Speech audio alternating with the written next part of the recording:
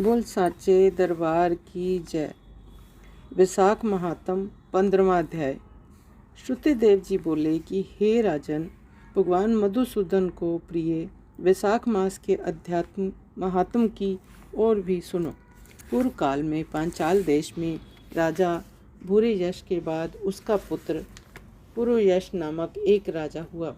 वह पराक्रमी, उदार और प्रतापी था। वह धर्मपूर्वक पृथ्वी का शासन करने लगा, परंतु अपने पूर्व जन्मों में उसने जल दान नहीं किया था। इस पाप के कारण कुछ ही समय में उसकी संपत्ति नष्ट हो गई। उसके शत्रुओं ने उसे जीत कर राज्य से बाहर कर दिया। वह राजा अपनी रानी और विश्वस्त सेवकों को लेकर गहन वन तथा पर्वतों में चला गया। 53 वर्ष तक वह राजा वहीं निवास करता रहा। एक दिन वह अपने गुरु का स्मरण करता हुआ, अपने सद्गुणों पर विचार करते हुए उसी समय याज और उपयाज नामक 2 श्रेष्ठ मुनीश्वर उसके पास आए। राजा ने उनका सम्मान किया और उचित सत्कार करके आसन पर बैठा, उनके चरणों में अपना मस्तक रख दिया। तत्पश्चात मुनीश्वरों को देखकर प्रसन्न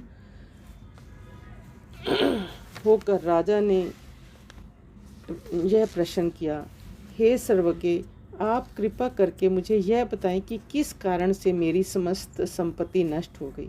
मुझे यह महान कष्ट क्यों भोगने पड़े। मैंने तो सदैव शुभ कर्म ही किए थे, फिर मुझे यह दंड किस पाप के कारण मिला। राजा की बात सुनकर विचार करने के बाद मुनीश्वर बोले कि हे राजन, अपने पिछले 10 जन्मों में तू अत्यंत पापी व्याध रह चुका है। तूने अनेक जीवों का वध तो किया है, पर कभी भी भगवान श्री हरि का ना तो स्मरण किया, ना ही उन्हें नमस्कार किया। इस प्रकार पाप में जीवन व्यतीत करते हुए तूने 9 जीवन काट दिए। 10वें जन्म में तू सहस्रादि पर्वत पर व्याध का जन्म लेकर पथिकों को पीड़ा पहुंचाता था। गौड़ देश की प्रजा का मांस भक्षण करके जीवन व्यतीत करने लगा। मृग और पक्षियों के छोटे छोटे बच्चों का वध करने के कारण ही तेरी कोई संतान नहीं हुई। विश्वासघात करने के कारण तुझे कोई सहोदर भी नहीं मिला। पथिकों को कष्ट देने के कारण तू दरिद्री हुआ। सदैव द्वेष करने के कारण तुझे महान कष्ट भोगने पड़े। क्रूर कर्म करते रहने के कारण तुझे भोजन नहीं मिलता। यही कारण है कि जो तुझे पीड़ा होती है। फिर तेरा कुल उत्तम कुल में जन्म क्यों हुआ, इसका कारण भी सुन। अपने 10वें जन्म में जब तू गौड़ देश के पथिकों को कष्ट पहुँचाया करता था, तब एक दिन 2 धनी वैश्य तथा कर्षण नामक एक मुनि उस गहन वन में होकर निकल रहे थे। धन की इच्छा से तूने एक वैश्य को मार डाला और दूसरा वैश्य अपना धन पेड़ों के पीछे फेंक कर भाग खड़ा हुआ। तेरे उस खूनी स्वरूप को देखकर कर्षण मुनि भी जान बचाने को भागे, पर धूप और प्यास से विकल होकर वे समीप ही गिर पड़े। तूने धन का पता पूछने की इच्छा से कर्षण मुनि को मूर्छित देखकर उनकी सेवा की, उन्हें सुखी किया। स्वस्थ होने पर तूने मुनि से वैश्य द्वारा फेंके गए धन का पता जान लिया और प्रसन्न होकर मुनि को निर्भय होकर जाने को कह दिया। यद्यपि तूने अपने प्रयोजन की सिद्धि के लिए ही मुनि की रक्षा की थी, परंतु हे राजन, उसी पुण्य के कारण तूने अगले जन्म में महान राजवंश में जन्म लिया। हे राजन, यदि तू वास्तव में उत्तम गति और सुख की कामना करता है तो अब निश्चय पूर्वक परम पुनीत वैशाख मास का सेवन कर। अक्षय तृतीया के दिन ब्याही हुई गौ ब्राह्मण को दे। छत्री तथा हरि प्रतिमा का दान कर। जल की प्याऊ लगवा और नित्य स्नान करके भगवान माधव का पूजन कर। ऐसा करने से तेरी विजय अवश्य ही होगी। इस प्रकार समझाकर याज और उपयाज चले गए। तब राजा ने भगवान विष्णु के चरणों में मन में धारणा कर अपने संयोगियों को पुनः साथ ले पुनः पांचाल राज्य में प्रवेश किया। उसने बड़े ही मनोयोग से प्रजा सहित वैशाख धर्म का पालन करना प्रारंभ कर दिया। फिर उसने अपनी बची हुई सेना एकत्रित की। जब शत्रुओं पर उसने पुनः चढ़ाई की तो उससे उसका डट कर सामना किया और उन्हें हराकर भगा दिया। उसने हारे हुए शत्रुओं से 10 अरब घोड़े, 3 करोड़ हाथी, 1 अरब रथ, 10 सहस्त्र ऊँट और 3 लाख गधे वसूल किए और बहुत सा धन भी लिया। तत्पश्चात वह पूरी तरह निर्भय होकर रहने लगा। वह चक्रवर्ती राजा हुआ। उसके शूरवीर, उदार और पराक्रमी 5 पुत्र हुए। उनकी प्रजा उससे बहुत चाहने लगी।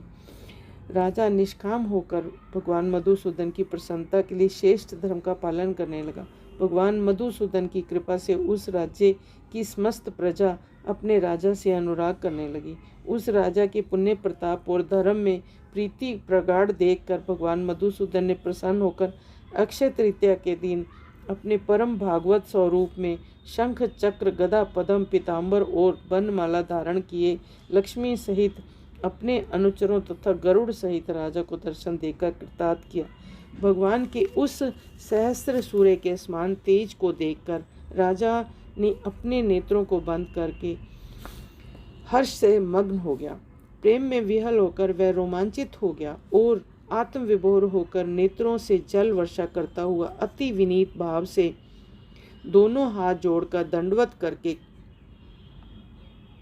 प्रभु की स्तुति करने लगा। 16वां अध्याय। श्रुतिदेव बोले कि हे राजन, जब राजा पुरुयश ने भगवान मधुसूदन के पहले विधि पूर्वक पूजन किया, फिर कहने लगा कि हे प्रभु, हे निर्गुण विश्वमूर्ते, आपके चरणारविंद धन्य हैं। आपकी शरण में आकर हर प्राणी अपने पापों से मुक्त हो जाता है। हे देव, मैं महापातकी हूँ। मैंने अनेक प्रकार की योनियों में भ्रमण किया है। मैंने कोई धर्म कार्य नहीं किया और प्रभु की शरण भी नहीं ली। इसी कारण मेरा सुख और वैभव नष्ट हो गया। मैं जब शत्रुओं द्वारा पराजित हो गया, तब प्रभु की कृपा से मेरे गुरु ने हरि चरण की ग्रहण करने की प्रेरणा दी। हे भगवान, अब आपकी कृपा से मैं पूरी तरह प्रसन्न हूँ। हे संतों पर दया करने वाले प्रभु, आपको बारंबार नमस्कार। आप मुझ पर प्रसन्न हो। आपके चरणों की कृपा से मैं परिवार और प्रजा सहित धर्म का पालन करने में सफल हो सकूं। हे देवादिदेव, सबके कल्याण करता, सबके पालन करता, हे मोक्षदाता प्रभु, मेरा मन आपके चरण कमलों में लगे। मेरी जीवा से आपकी पवित्र कथा निकले। मेरे नेत्र आपकी दिव्य मूर्ति के दर्शन करें और मेरे कानों में आपकी निर्मल कथा पढ़ती रहे। मेरे हाथ आपकी पूजा करते रहें। मेरे पाँवों के द्वारा आपकी परिक्रमा कर सकूं। आप सदैव मेरे हृदय सिंहासन पर विराजते रहें। मेरे रोम रोम में आपका ही वास हो। हे विष्णु, मुझे संसार के किसी पदार्थ की इच्छा नहीं है। मुझे तो केवल आपके ही चरण कमलों की लालसा है। मैं उन्हीं की प्रीति की कामना करता हूँ। राजा की इस प्रकार स्तुति को सुनकर भगवान अत्यंत प्रसन्न होकर बोले कि हे राजन, तुम पाप रहित हो और मेरी निष्काम भक्ति में रत हो, इसलिए तुम श्रेष्ठ हो। तुम 10 सहस्त्र वर्षों की अवस्था प्राप्त करोगे। इस लोक में तुमको दिव्य वैभव प्राप्त होंगे और अंत में तुम मेरे लोक को प्राप्त होगे। जो भी प्राणी तुम्हारी वंदना करेंगे, उनको मैं प्रसन्न होकर भक्ति और मुक्ति अवश्य प्रदान करूंगा।